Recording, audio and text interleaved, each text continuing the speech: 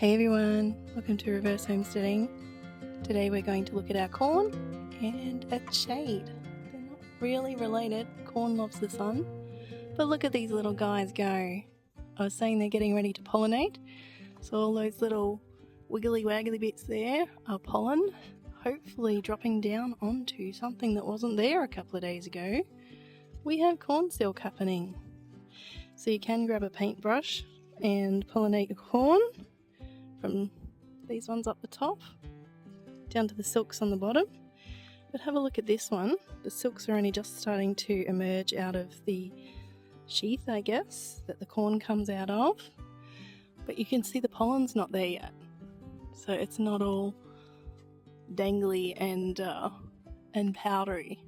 So the colour changes a little bit too. The pollen's kind of yellow.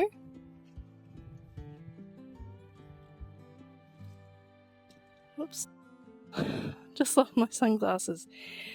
Yes, so pretty happy about that, because as you saw on my last video or the one before, only a couple of days ago, there wasn't any bulge on the side of the corn for the corn cob to come. But yeah, look at this little baby now. It's just really chunky and it's doing its thing.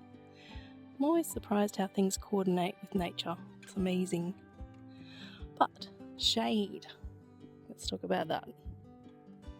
So if you've been here a while, you would know that we used to have shady trees, weedy trees, sweet potassium all the way around here. We've taken out probably 7 trees, I would say, and a little umbrella tree that was just a pesky little thing.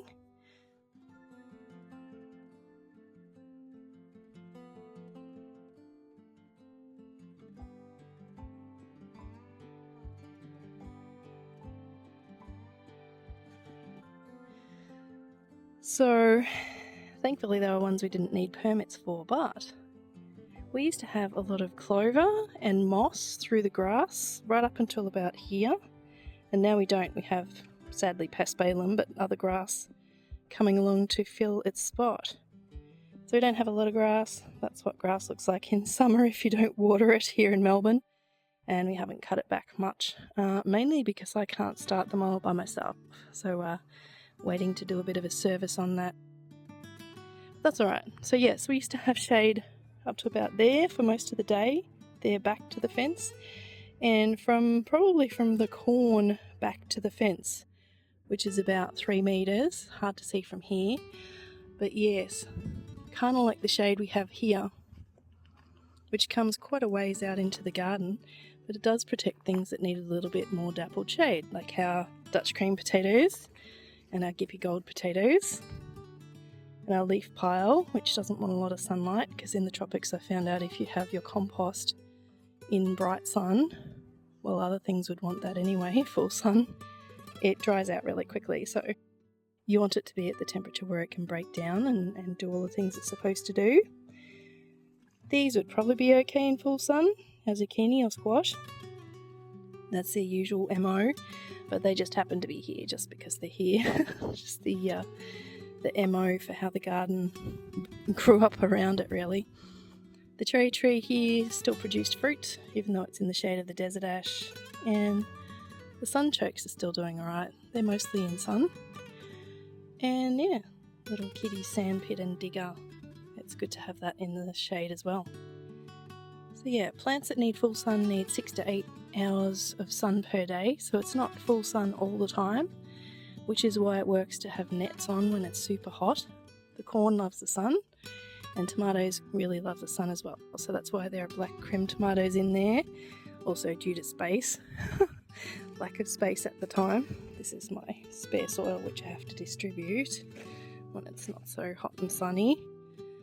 And these muskmelons here, the honeydew melons and the sweet potato, love full sun, so they're in full sun all the time now, because the corn is way too tall to have a net on it now, of course, which I knew was going to happen. So when you're thinking nets then shade, think how big something's going to be and how much it likes extra moisture. So my raspberries here love full sun, but they're also coping with a little bit of shade during the day. This is my Chilcolton raspberry, and so that's only shaded probably from about 2 p.m. or so, and the shade from the garage here will come back until about 3 or 4 o'clock in the afternoon. This will be in full shade, and so will this, but this gets a bit more sun. That's my Tulamine raspberry. And honeydew melons really don't mind full sun. They also love a bit of humidity, and that's fine because when it gets really hot I'll put a net over these two as well. I just haven't bothered today. But that's a little bit on shade and sun.